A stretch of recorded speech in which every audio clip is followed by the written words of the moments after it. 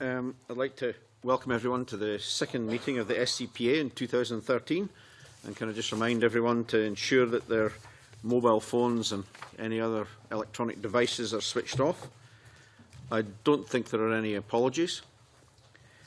We move to agenda item 1. If I can invite Hugh Henry to declare any relevant interests. Nothing to declare, Convener.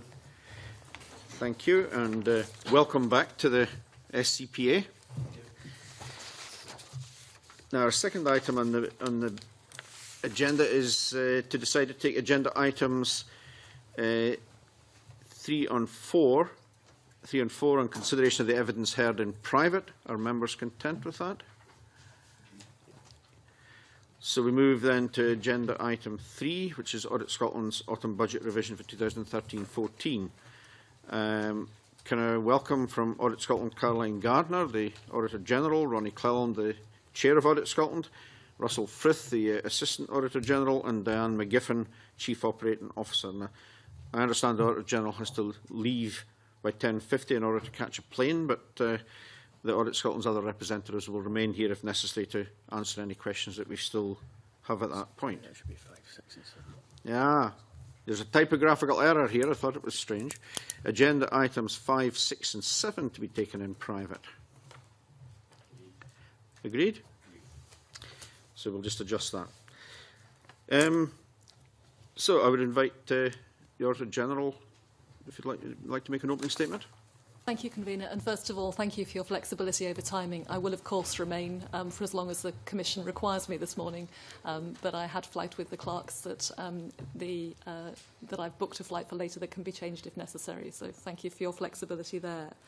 On our autumn budget submission, since we have submitted our autumn budget revision, the Scottish Government Finance team has raised a timing issue with us about the submission itself. First of all, they've advised us that the pensions element of the submission can be treated as annually managed expenditure, or AME. Up until now, all of Audit Scotland's budgets and budget revisions have been treated as falling within the departmental expenditure limits, or DEL. Treating it as AME does have advantages for the overall Scottish budget position with HM Treasury, but the level of AME cover for Scotland as a whole is redetermined only once a year, in late autumn, with agreed changes to the Scottish total then included in the spring budget revision. The Government Finance team have therefore requested us to defer this element of our proposal until the spring budget revision, once they've received confirmation of the revised AME total from Treasury. We are content to accept this, subject of course to the agreement of the SCPA.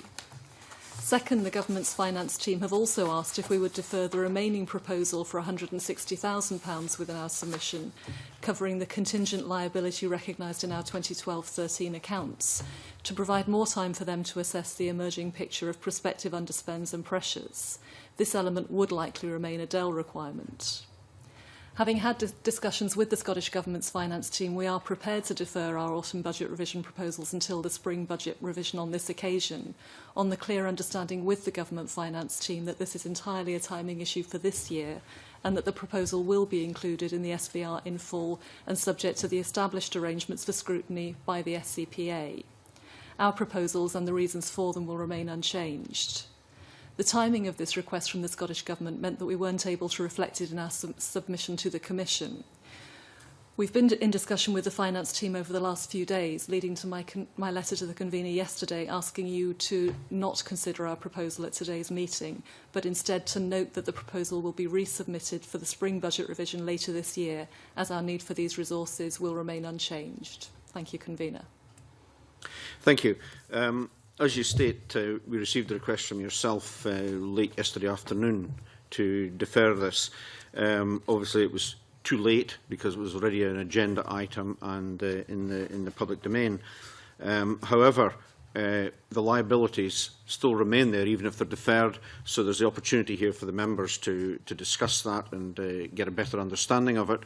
And then when we move into private session, members can take a decision as to whether they're comfortable to defer it as you've requested. I suppose the first question is, could Audit Scotland explain why the £160,000 wasn't provided for in the 2012-13 balance sheet, as some sort of provision? but was disclosed as a contingent liability, given that the amount was actually agreed, finalised, and I think you paid it over to the Inland Revenue? I'll ask Russell Frith to talk you through that, Convener. As you know, it's been a long-standing matter of discussion with HMRC, and the accounting treatment was a matter of some discussion with our auditors. I'll ask Russell to talk you through it. At the point the accounts were prepared, we have to take a view, along with our external auditors, of the likelihood of particular items becoming actual liabilities. At the point we were forming those judgments, we made a provision for an element of what we were discussing with HMRC, but at that point we were still hopeful that we would be able to limit the amount of the liability to the amount we had provided in the accounts, recognising that there was a possibility that it could increase by up to the 160,000. So it was a judgment call at that time, which we discussed extensively with the external auditors, and we were both comfortable that we'd got the right balance at that point between provisions and contingent liabilities. As it turns out, within a couple of months of that, of the accounts being finalised, we did reach agreement with HMRC, and it was at the upper end of the expectations, and therefore the 160 stops being a contingent liability and becomes an actual liability. John. Audit General, in your letter to the convener dated 13th of September, you highlighted that there may be interest and penalties arising from the backdated VAT. This is thought to be confirmed by HMRC. Can Audit Scotland provide an update on that position with regards to penalties and interest, and offer assurance that these costs will be met from Audit Scotland's existing approved budget? Certainly, Mr Pentland. Again, I'll ask Russell to talk you through the detail of that. We have provided all the information to HMRC to allow them to come to a view on the amount of interest and penalties. They have not yet come back to us with the amount that they are going to require. Our understanding of the various ranges of penalties that they apply and the circumstances in which they apply them would be that we would not expect the penalties to exceed around 15%, and we have covered that within the provisions that we have already made. So you're telling the committee then that you think the 160k that's been set aside will cover, you know, if necessary, any interest or okay. That's what we expect, yes. Alex. Have we covered question number 8? Yes, we've done it. Oh, okay. No, sorry. It's me that's going adrift here. Angus, sorry. Yes, thank you, Convener. Just sticking to the same theme. Obviously, the Commission's clearly aware of the ongoing negotiations between Audit Scotland and HMRC, as has been confirmed this morning. Can Audit Scotland provide the Commission with an update on negotiations with HMRC, and can Audit Scotland provide further information on the basis of HMRC's challenge? For example, is HMRC challenging the VAT status of the Accounts Commission? Certainly, Mr MacDonald. As the Commission will be aware, there are 2 VAT issues under discussion between us and HMRC.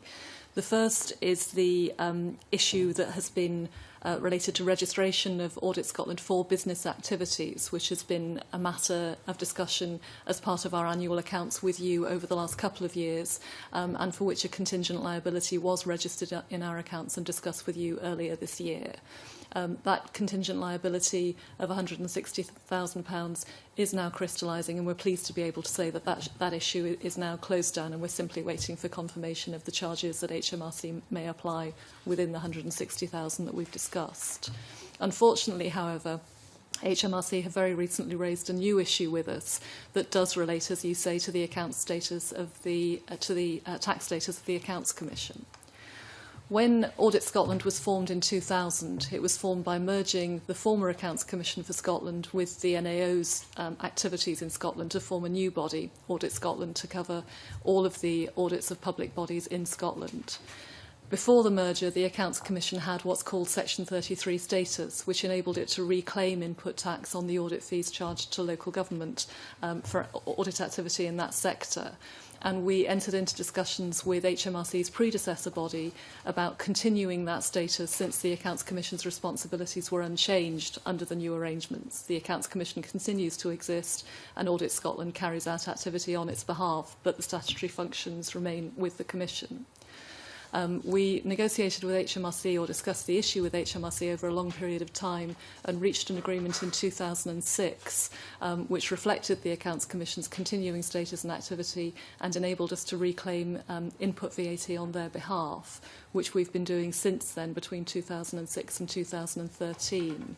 HMRC have now raised a question about the standing of that agreement, and we're in continued discussion with them about its application over the past 7 years and about its application in future. It is still a matter of very live discussion between us and HMRC, and the Commission will understand that the extent to which we can air that in public is limited, but we'd be very happy to give the Commission any extra information in private that you might find helpful. Thank you. Do you have any indication from HMRC or indeed yourselves as to the timescale for further negotiation? It's very hard to predict that, I think. We responded to HMRC's original raising of the issue very quickly and are waiting for a response to it. The timescale after that, I think, will depend on the response that we receive from HMRC and what further work that requires. Can I follow up on that? Sure. If HMRC don't change their view and there then is a future liability, are there any options for service delivery which would avoid this liability? The scale of the amount we're talking about makes that very difficult to see how we would do it, Mr Henry. The scale of the past liability, which is in question, is more than £4 million. The amount we've reclaimed over that period is between £400,000 and £500,000 a year. The Commission's aware that we've just been through a 4-year budget strategy under which we've reduced the costs of audit by more than 20%. And we've been very conscious in doing that about the need, first of all, to demonstrate that we apply the same disciplines to ourselves as we expect of the rest of the public sector, but also to make sure that we're not damaging our ability to carry out the range and quality of audit work that's required in the current financial climate more than ever. I struggle to see how we could reduce our costs by anything approaching that amount. And we would obviously continue to apply that pressure, but I think the options we would have would be to ask the SCPA for funding to cover for it, or to look at recovering it through local government fees, neither of which is palatable. You know, I wasn't so much driving at how could you reduce your costs in order to cover liability. What I'm trying to establish is whether there's another way of delivering the service that doesn't end up incurring that liability. Is it the case, for example, the services that would be provided directly by yourselves would still be recoverable, but services provided through external auditors in this manner are not recoverable? Is that the case?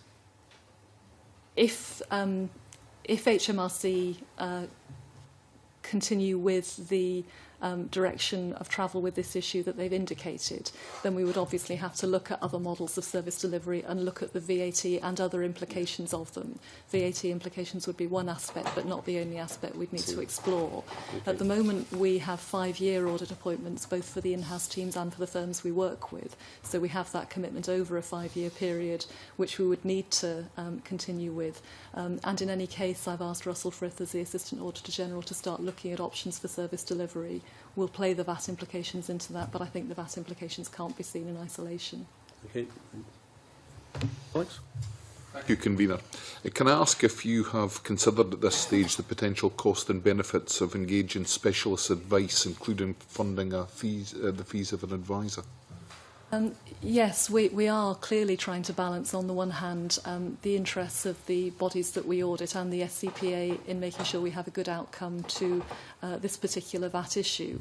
On the other hand, we're very conscious of the potentially high cost of professional advice and the fact that it's public money we're spending.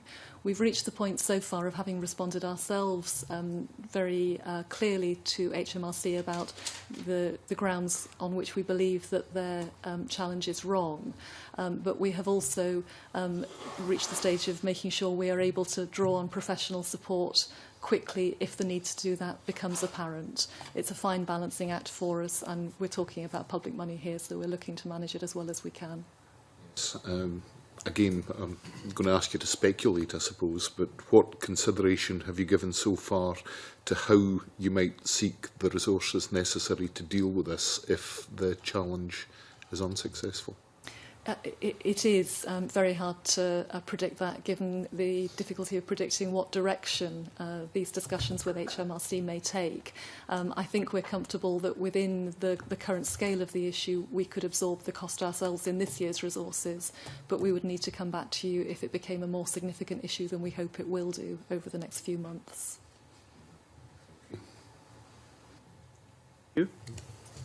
Can I come back to the issue that I'd raised earlier about other ways of potentially ensuring that there is no future liability, and one option might be allowing external firms to directly invoice local government. What would be the implications of external firms directly billing local authorities for audit work that they perform on behalf of the Accounts Commission? I'm reluctant to speculate on that because I think that there are very live issues here under discussion and it's complex. I'll ask Russell to come in with just a sort of high-level response to that, if I may, Mr Henry. If I can give you a response that is purely VAT-related, rather than taking account of the wider implications of doing that. When we were discussing the potential agreement with HMRC back in the early 2000s, we raised that specific point with them. And their view at that time was that if we switched the arrangement such that the firms billed the audited bodies directly, they would not regard that as any different in VAT terms from the arrangement we currently have.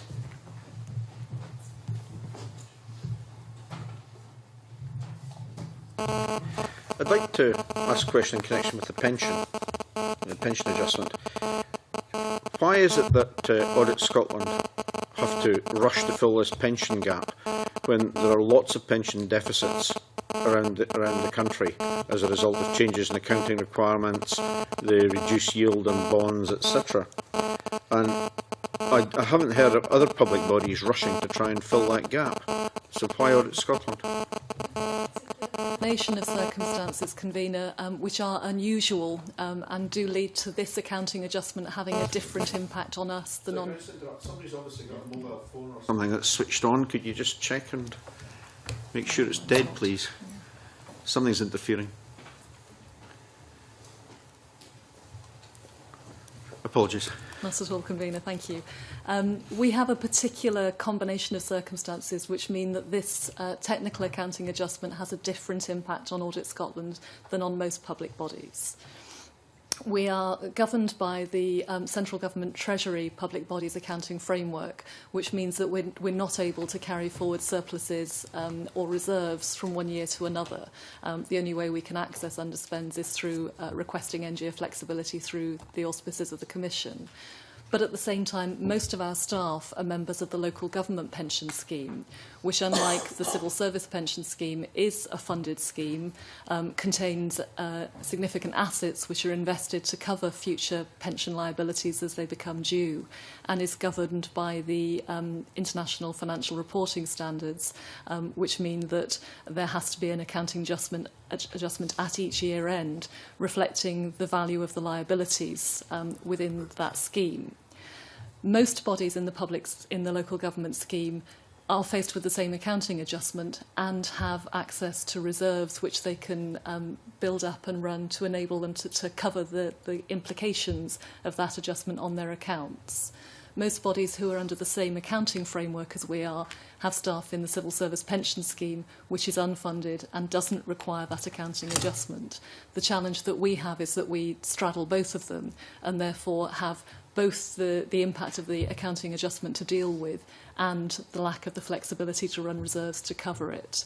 That's the nub of why it's an issue for us in a way that it's not for most other bodies. It's also worth saying that it's very hard to predict the scale of the adjustment. We're not informed of it by our actuaries until after the year end, as at the 31st of March each year.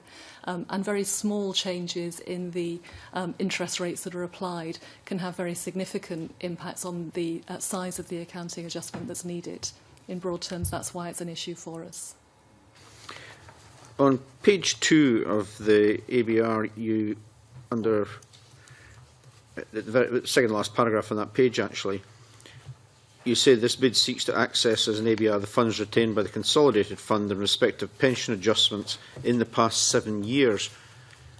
Is the Consolidated Fund a general pot, or within that is there a special pot for Audit Scotland that you're expecting to tap into? It's very much a general pot. If I can direct members' attention to the table on page 3 of the autumn budget revision there, you'll see the adjustments made since 2006-07 to our pension accounting, which come out to a net 8.6 million favourable adjustment where we haven't sought to access that funding when the accounting adjustment has moved in our favour. And you'll see on a couple of occasions the adjustments have been very significantly in our favour, £6.5 million in 2010-11, 875 million in 2006-07. Because it is purely an accounting adjustment, we've been content for that simply to return to the pot to be used for other purposes. But there isn't a particular pot which is marked Audit Scotland that is like our savings account on which we want to draw at this stage. I think it's important to say also that we have flagged this issue with previous commissions in our submissions and at meetings as something we expected would come to pass at some point, depending on movements in the scale of the pension liabilities and changes in the valuation arrangements. Just checking my phone. Embarrassing. I'm okay. Has Audit Scotland had any sort of preliminary discussions with the Scottish Government in regard to the availability of this resource? That's very much been the subject of the discussions that I referred to in my opening statement, and I'll ask Russell Frith to talk you through the discussions that we have had. Yeah. Once the Scottish Government were aware of the autumn budget proposal that we'd made, and in particular the pensions element of it, and which is the first time that we have looked for any form of budget revision for an unfavourable pension movement. They identified that under the budgeting rules between Scotland as a whole and Treasury, they would be able to classify this adjustment under the annually managed expenditure rules rather than the departmental expenditure limit rules.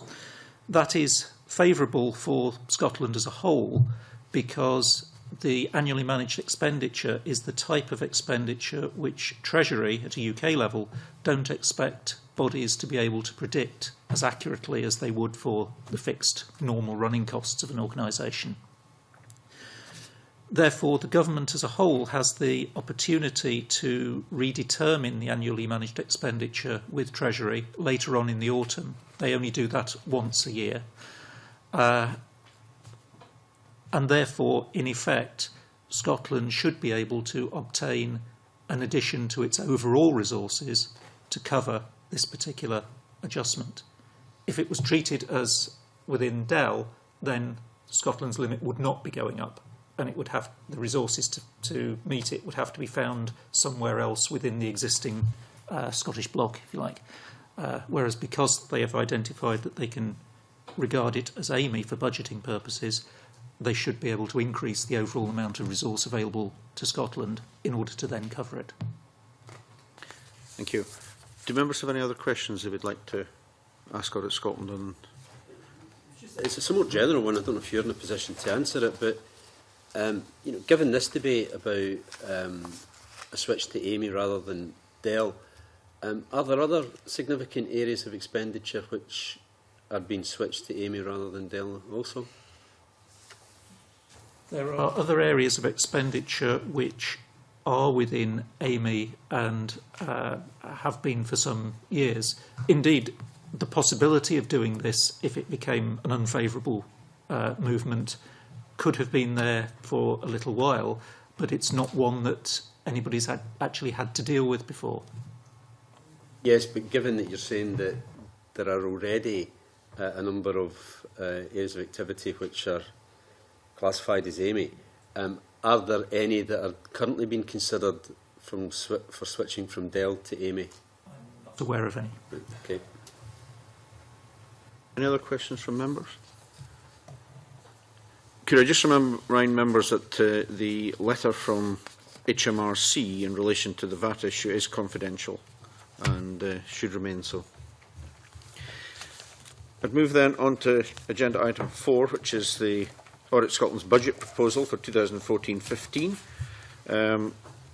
I would invite the Auditor General to make any comments that she might have. I'd appreciate if perhaps you could touch on the impact or potential impact of the liabilities that we've been speaking about in the previous agenda item. Thank you, Convener. Ronnie Cleland, as Chair of the Board, will kick off, and I'll just add a few sentences to that, if I may. Thank you, Caroline. Thank you, Convener. I'd just like to say a couple of things in terms of context, really. I do appreciate for this particular session there have been some technical and procedural issues that raised that are beyond your and our immediate control. But I think there are 3 things I would like to say in terms of this budget proposal. Just bring your attention to the successful progress we've made in the cost reduction in our four-year plan, which I think is very noteworthy. I would also like to reassure the Commission of the rigour that the Board has applied to reviewing the budget proposals. We've met on a number of occasions to go through these, and the Board, myself and the Board members, are all content with the document and the presentation that's before you. And equally, and I know it's an issue that has been raised here before, and one that you are rightly concerned about, as indeed is the Board, we can provide reassurance to you that the reduction in costs, the ongoing reduction in costs, will in our view, have no effect on the quality of our work, and the quality of our work is obviously paramount to us. So I just wanted to set the context in terms of the Board's role and oversight of what was in the proposals and how we came to be satisfied with them. And Caroline will now say a few words about the submission itself in line with the information you require. Thank you. The paper before the Commission sets out our budget proposals for 2014-15, which, as Ronnie Cleland has said, completes our 4-year plan to reduce the cost of audit by at least 20%. We're requesting a total resource requirement of £6.6 million. This represents an overall cash increase of just 0.1% on the approved 2013-14 budget, comprising a slight increase in revenue funding of £64,000 or 1%, partially offset by a £55,000 or 21.6% decrease in capital funding. The distinction between those two is important. We're required to account for revenue and capital differently, and we are seeing an increase there of £64,000, which relates very specifically to the shift of responsibility for police and fire bodies from local government, which was previously collected through fees to those bodies, into the central government sector. And the £64,000 represents the share we would welcome from the SCPA in funding our new performance audit responsibilities there under the central government block. Our proposals will deliver, over the 4-year period of our budget strategy, a real terms reduction in audit fees of 23.5%. We will also deliver gross administrative costs which are held at 2013-14 levels. In real terms, this represents a 1.9% reduction, a 4th year of overall cost reductions, and a freeze of most planned audit fees for 2013-14 audits at the 2012-13 levels. I'm pleased to be able to confirm that this submission does demonstrate the successful completion of our 4-year medium-term financial strategy, and we're now starting to look ahead to the period to come.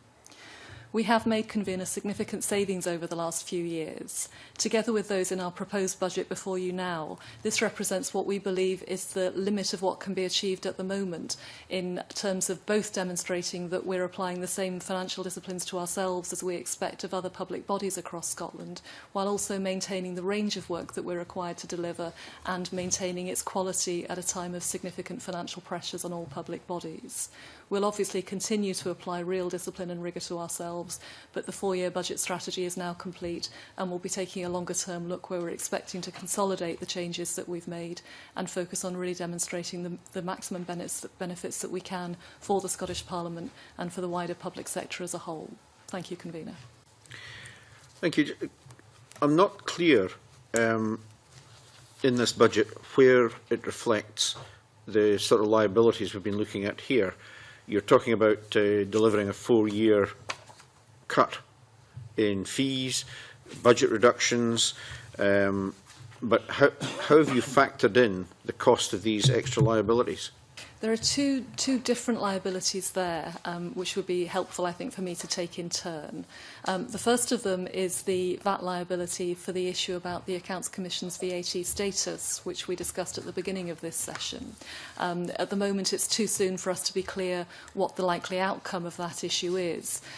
We have flagged it with you, as we did with our board, at the earliest opportunity to ensure transparency, but I think it's difficult for us to either predict what the scale of that the outcome might be, or how it should best be dealt with in the event that we're unsuccessful in discussing with HMRC why we think their interpretation may not be correct. But we will certainly keep the Commission fully briefed as that process develops. The second significant issue that we've discussed with you is the pension accounting adjustment, which comes through at the end of each financial year. And our position over a long period now has been that it doesn't make sense for us to try to build that into our base budget. We are in an unusual position in the overlap between our central government accounting status but our membership of the local government pension scheme. The liabilities there are very difficult to predict. As you can see from our submissions to you, they change very significantly year on year, from favourable to unfavourable, and with very large variations in the scale of the numbers as well. And they're always retrospective, with a significant impact from very small changes in the interest rates that are applied. For that reason, we don't think that it makes sense to try to build them into our standing budget for you. We run the risk of either windfalls that we have done nothing to deserve, or costs that we're required to meet that have a big impact on our ability to deliver our business. Instead, we'd like to continue the process of using NGO flexibility to cover them with you, and as Russell's outlined, the government is suggesting that in future that should be done through the AMI process for Scotland as a whole, rather than through the autumn budget revision DEL process. I hope that helps to explain why you're not seeing it in the budget submission. You have stated that you expect that these pension deficits would continue in the years to come. I realise there's no certainty necessarily in that, but clearly it's a strongly held opinion. Does that not indicate that you should at least be considering whether there's a provision to come up? We think it's not sensible to try to build them into our base budget for a couple of reasons. One, because they are likely to still continue fluctuating significantly because of the scale of small changes in the interest rate that's applied on the accounting adjustment that's needed. And secondly, because it is simply an accounting adjustment. That's what the AMI process is designed to cover, those sorts of issues which are outside the control of either individual bodies or the Scottish Government as a whole. And our view is that it continues to be the best treatment for them, as it has been in past years where we've had significantly favourable adjustments from which we haven't benefited. Angus? Yeah, thank you, Convener. On page 6 of the report, it notes that the continuing reform in the further education sector will also have an impact on audit work, as will the requirement to audit local authority charities. Can you provide further information regarding these two issues and advise on any impact on future resources? Certainly. I'll ask Russell to pick that up if I may. In terms of the further education reform, as you'll be aware, a significant number of colleges are involved in mergers. In fact, all of the planned ones take place during 2013-14. So we will have a smaller number of larger FE College audits to do. At the moment, virtually all of the FE College audits are carried out by firms. So there is a reduction in our fee income and an offsetting reduction in our the cost of using firms in that area. For the local authority charities, we are still establishing with each council the precise number of charities that will require to be audited. If councils are able to complete reorganisation processes before March next year, that will significantly reduce the number of charities. A year ago, there was something like 1,200 individual registered charities amongst the 32 local authorities, which at that point would have all required to be audited. Many authorities have made significant progress in merging these charities down to much smaller numbers. We anticipate being able to cover those, and we are separately agreeing the costs with each local authority depending on their own circumstances. So it will be cost neutral for us. Okay, thank you. I hadn't realised, Convener, there were 1,200 charities out there at schools. With regard, presumably some of these will be new charities that have been formed through the NPDO school building programmes. Actually, of the 1,200, no, none of them. They are, in the main, very old legacy endowment type charities where, around probably the turn of the last century and that sort of time period, individuals left money in the care of the then structure of local government to, for example, pay for school prizes, a frequent example.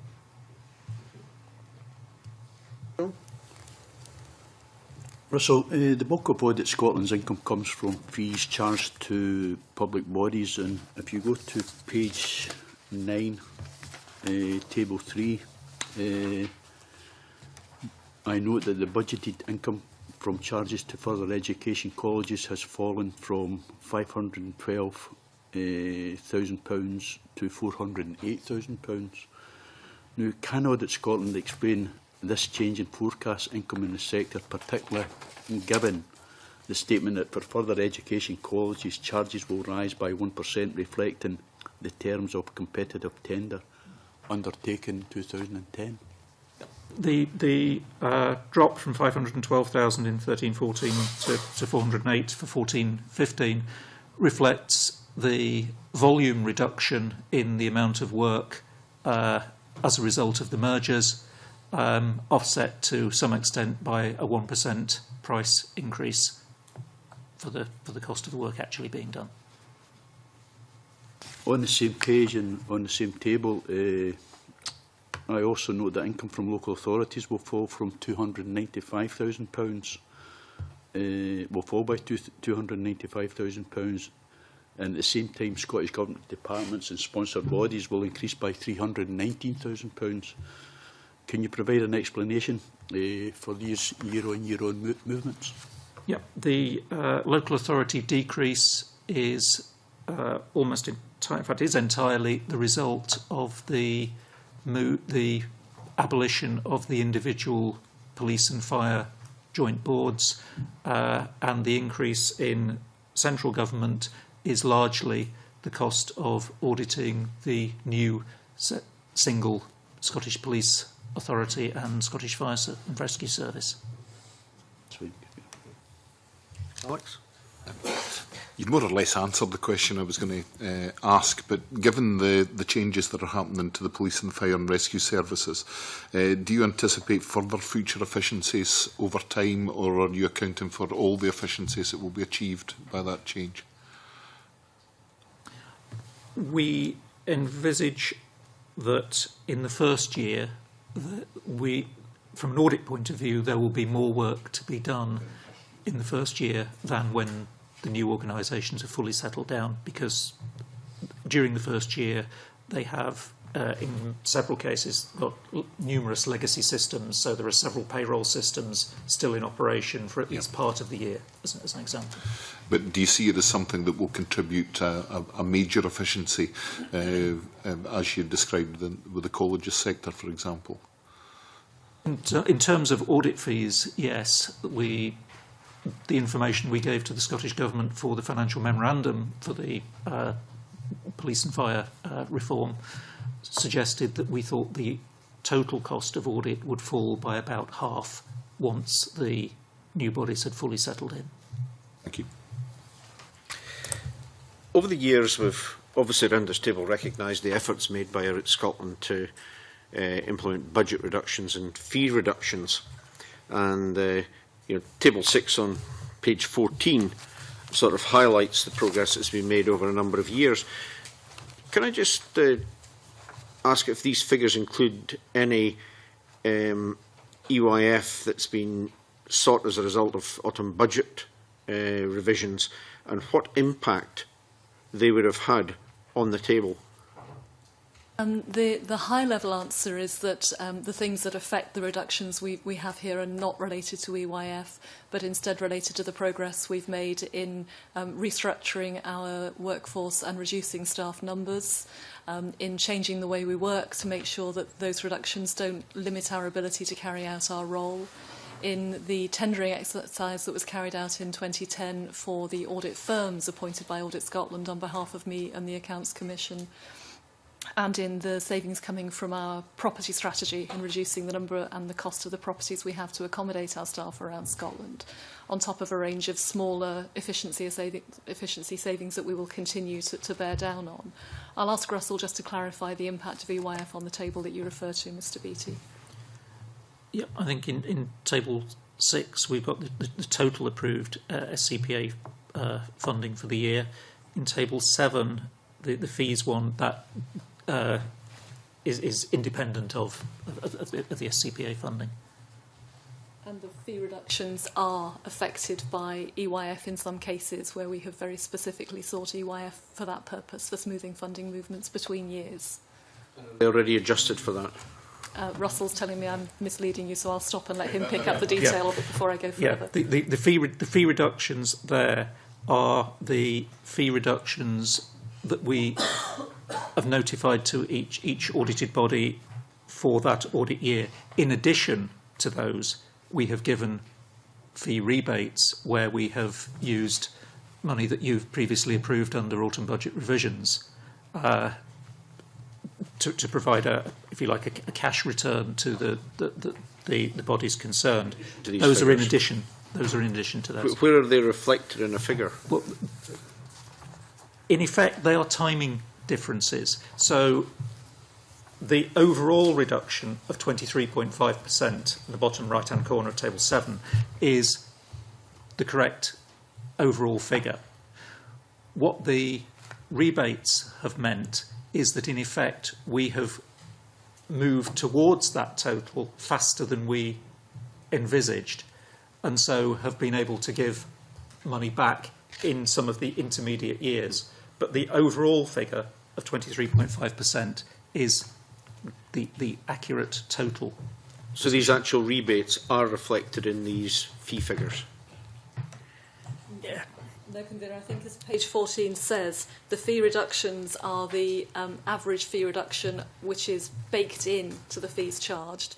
On top of that, as we say a couple of lines above, we have rebated fees totalling £2.5 million to audited bodies where in any given year our total expenditure was less than we expected.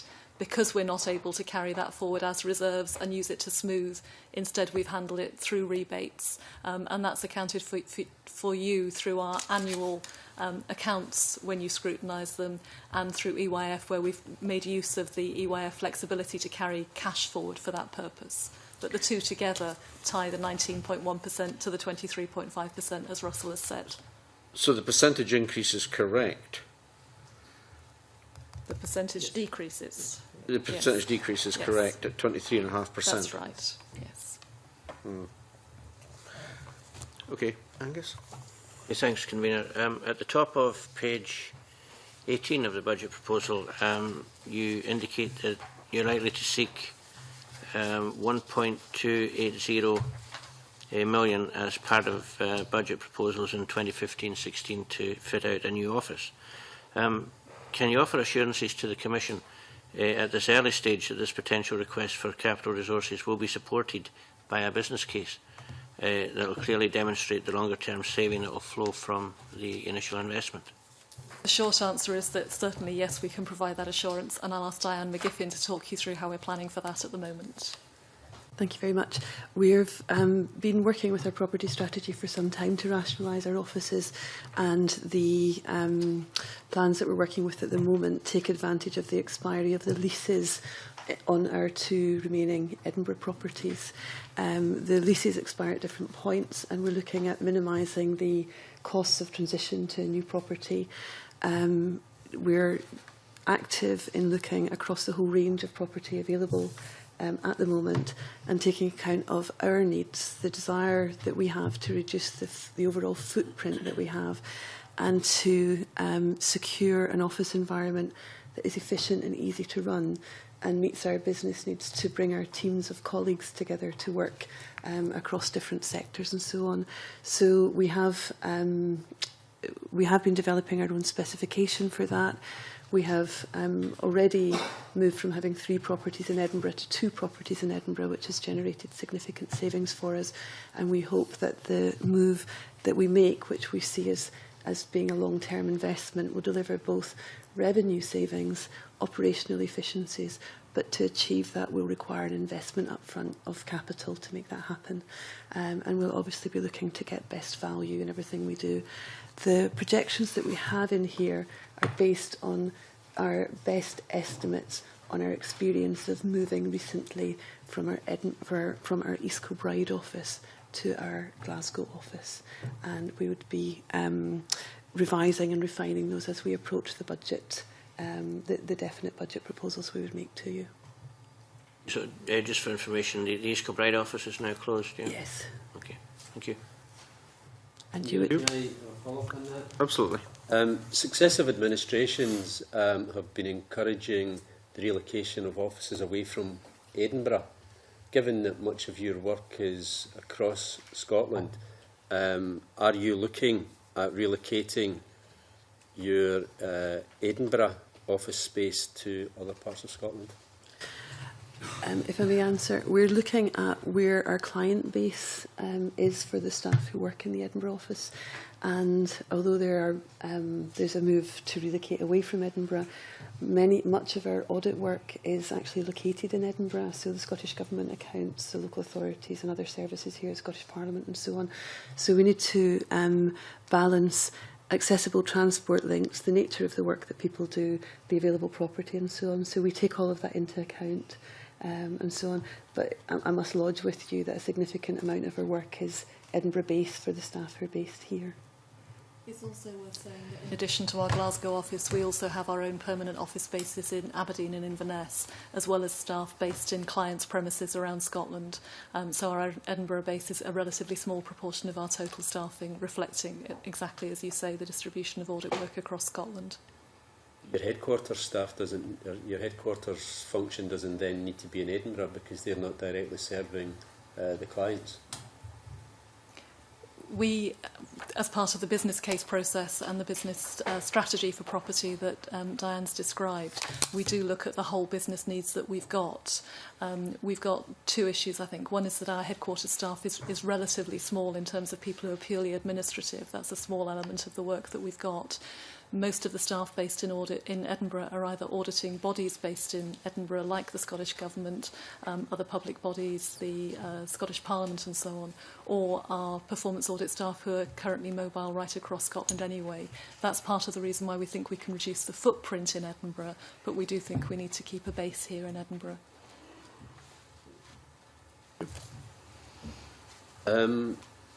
Yeah, can I take you to page 19? You've indicated that you will incur an additional 25% on staff recruitment. Which posts are involved in that, and why the need for an increase? Van, can you pick that question up? I can. We have been doing some restructuring, and we're currently about 94% of our establishment at the end of Q2 this year. So we've got some recruitment to carry out this year, and we're anticipating that as our natural turnover rate has picked up, as we've achieved the 4-year plan that we've got, we're moving into a scenario where we'll need to replace many, if not most, of the staff who leave.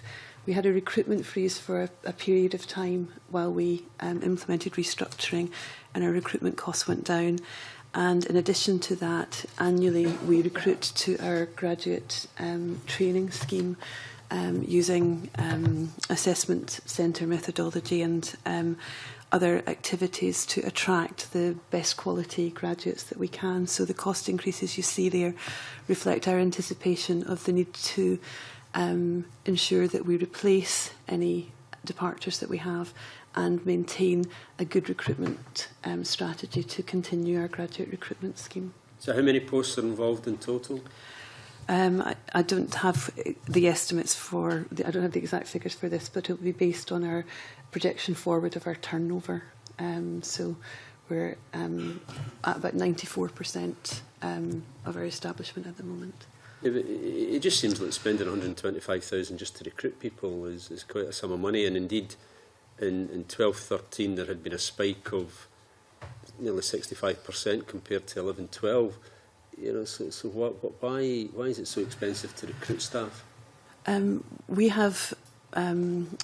now extensively use online recruitment methods to reduce some of the costs. We have some of the previous costs you would see reflected in our budget would include the relatively expensive cost of widespread print advertising. We now use smaller print advertising and online resourcing and recruitment. What we need to ensure is that we continue to advertise widely enough to attract the best quality candidates into the mix that we have, and that does take some cost. And I think the fluctuation you see in the recruitment costs just reflect the different points we've been at in restructuring the business. Convener, can I ask another question on that element there in other costs? Audit support, external fees. Since 2011-12 to proposed budget 14-15, it's a period of roughly 3 years, there's an 80% increase in external fees. Now, given the state of external markets and the fact that many financial, accounting, legal firms have been laying off staff, have been struggling, why such a spike in fees? I'll ask you to pick the question up. Yeah, I'll start by saying that in previous years, the lines that are now shown as audit support and legal and other professional fees have been shown as one. This year we've tried to break that out to try and help be clear by distinguishing the two very clearly different sets of professional support that we engage in. I think it's probably fair to say that the 11-12 actual figure of 390 was very much a low point, and I seem to remember at the time being questioned by the previous SCPA on why we hadn't actually spent the budget for that year. I think in recent years we have actually got better at planning when we're going to use the resource, which audits we're going to need it on, and in getting closer to the budget. So as you can see, for 13-14, we're envisaging 731,000, and 705 is actually a little bit down on that. It reflects, I think, a long-term process. I think the 390 was an artificially low figure, and the figures you're seeing now for 12-13, 13-14, 14-15 are a more realistic long-term trend. Okay, I understand that, Convener, that the 11-12 figure may have been unrealistically low, but between 12-13 and 13-14, there was an increase of almost 30% in 1 year, and albeit you're coming down this year, there was a significant increase when inflation was nowhere near that figure. So why then the increase between 12-13 and 13-14, and what is that for? Again, 12-13 was part of that journey to getting to improving our planning and use of the resource. I don't have the figure with me, but the budget figure for 12-13 would have been at least the same as 13-14 and probably higher. So we were still at that point on a journey of improving our own planning and budget management of that area. The reason it is volatile from year to year reflects the nature of the work that we use the support for. It's not a case of we have a particular level of support that we constantly use. We look for specific specialist help for those performance audits that we are doing in any given year. It's also worth, I think, Convener, noting that within those figures we have the cost of the National Fraud Initiative, which is carried out every other year and builds in volatility. That's a UK-wide exercise which in the past has been administered by the Audit Commission in England and Wales right across the UK, and we buy into it. In future it will be run by the Cabinet Office, but because it is a biannual exercise, volatility is built in by its nature, as well, as Russell has said, as us taking a much more business-focused approach to setting the budget for the other work, where we are buying in specialist expertise to support our audit work, particularly the performance audit programme. Notwithstanding that, Convener, I'm not sure that I understand the explanation given by Mr Firth, because if improving the budget management performance means significant increase in costs, then surely the logic would be that the more you improve, the more expensive it becomes. You know, it should improvement in managing performance and costs not actually mean stability or reductions rather than significant increases? Not necessarily at all, no. What I mean by improving planning and management is that when we look at how much we're going to need in the next year and provisionally identify where we're going to use it, we then actually do follow through and use it where we have planned to. What had been the case in some of the earlier years is that we had planned to use external support and then not move forward sufficiently quickly to using it during the year, and in some cases it had slipped over into future years. So does the increase in the budget lines over that period since 11-12 reflect higher activity, or does it reflect higher charges by the external providers? Activity. Activity, right, okay. Well, I think you wanted to come in. Yeah, probably perhaps a kind of supplementary. With regards to the Diane, you identified that, you know, what your anticipated spend is for training and along the other budget lines. Could I ask, how much do you set aside from your total budget for absence level? I think our absence figures last year were just around 5 days per person per year, which is very good in relation to the wider absence figures. We've presented those in our annual report and accounts, and we presented previous year figures for them too, so you'll be able to see there.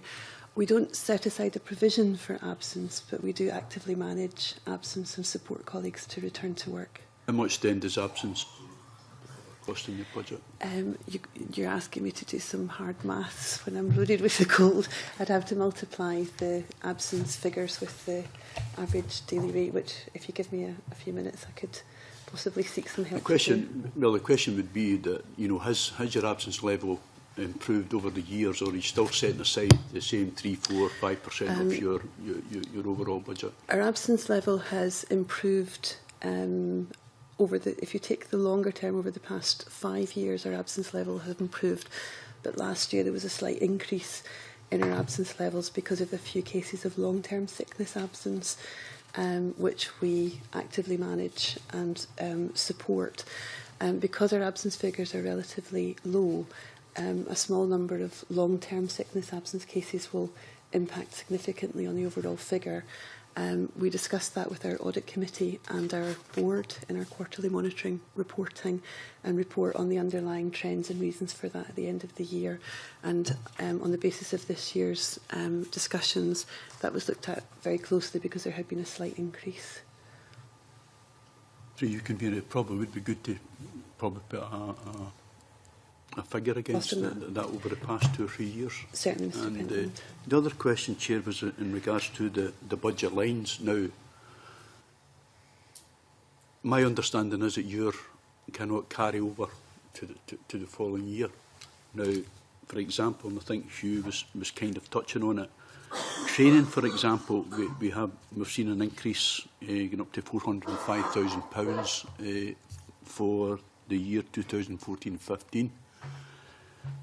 Am I therefore to assume that the years previous to that, the total figure that was allocated was spent on training?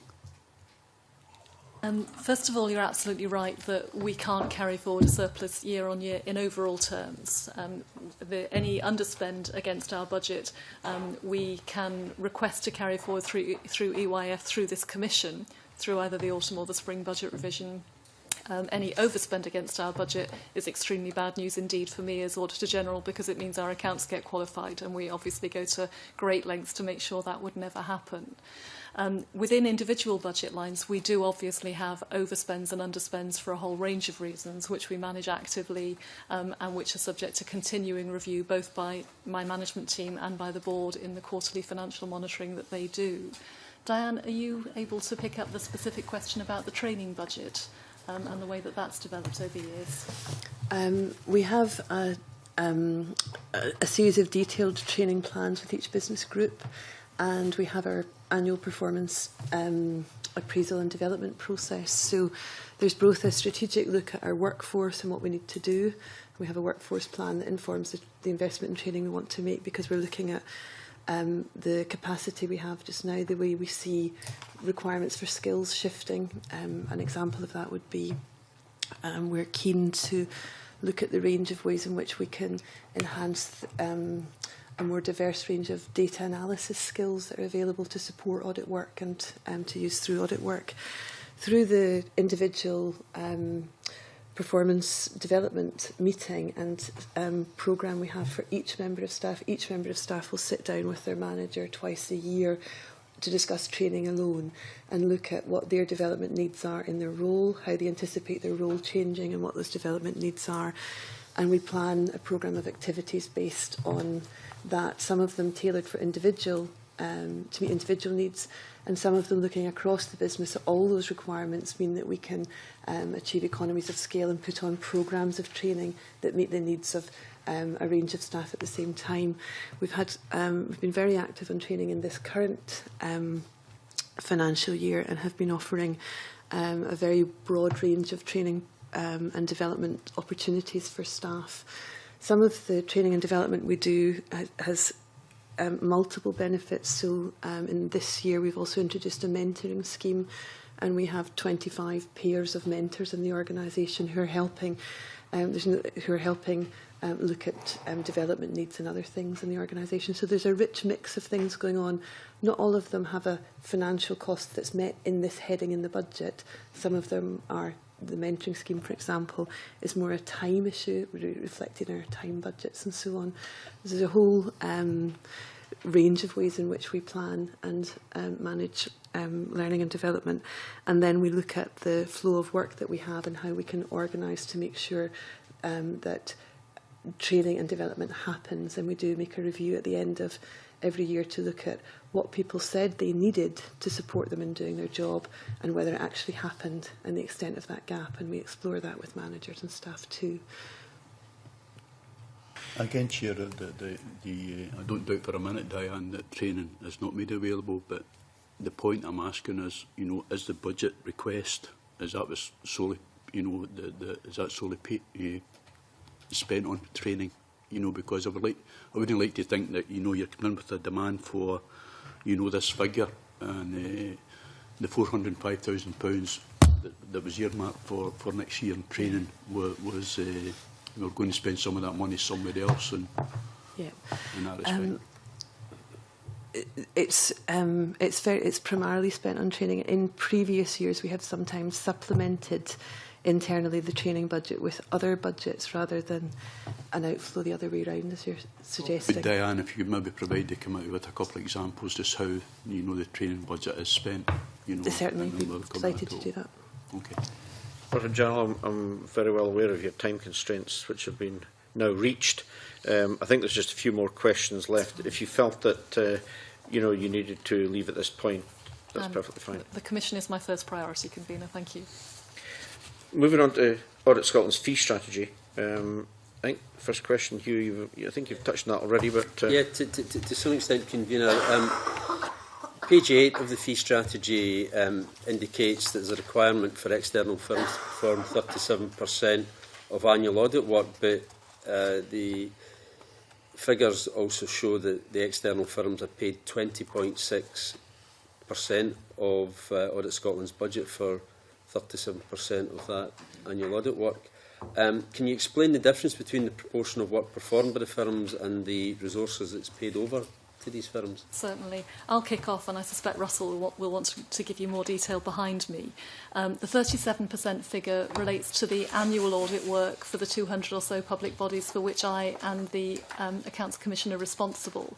In terms of volume, 30% of those are carried out by firms and 63% by in-house teams. We think that a mixed market is important for the ability to challenge both the cost and quality between the different providers that we have, and because it allows us to learn from each other right across the sector. The difference from what you're seeing in terms of the overall budget reflects that the annual audit work is not the only work that we do. We also have a programme of performance audit work that's carried out right across the public sector. There are audits of best value and community planning, primarily for the Accounts Commission, and there's also a significant and growing volume of work in investigating issues of public concern that are drawn to our attention by MSPs or members of the public. And the balance there is closer to 20%, as you've said. Thank you. Audit Scotland advised on page 14 of the fee strategy document that total charges for a body comprise two elements: the amount paid to the appointed auditor for the annual audit work, and a fixed charge which covers the cost of performance audits, best value audits, national fraud initiative, etc., and also contribution to the central costs of running Audit Scotland. Can Audit Scotland give an estimate of the relative proportions of the annual audit costs versus the fixed charges? It will vary between different sectors, but I'll ask Russell to give you an indication of where that is. Yeah, as Caroline said, it does vary significantly between sectors according to whether that sector pays for all of the audit work, for example, local government, where, from memory, I think that's up, the part that is not paid directly to the auditor is now up at around 25–28%.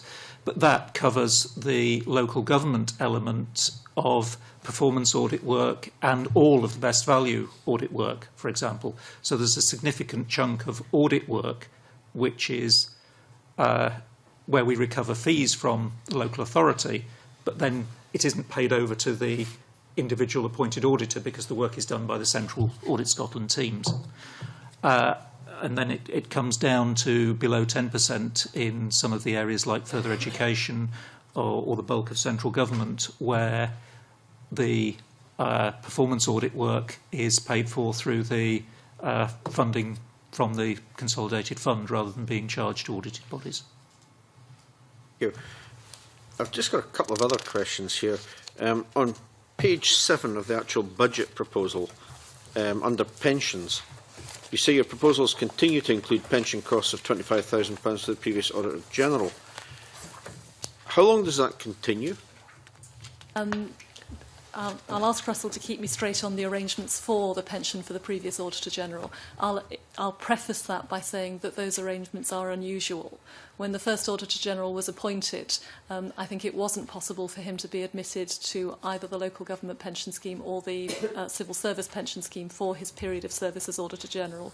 So he has a specific arrangement which was put in place by the Parliament, but administered and paid for by Audit Scotland. Those arrangements don't apply to me or to future Auditor-Generals because the technical difficulties have now been resolved. Russell, I think you know very well the background to this. Yes, so under the arrangements agreed with the Parliament for the previous Auditor-General, we pay the pension that he earned as a result of his time as Auditor-General, which is currently £25,000 a year, and that continues for as long as he lives. As you say, unusual. Very much so. Can I ask if any other members have a question? No? In that case, I'll thank all the witnesses for their attendance, and we'll move into private session.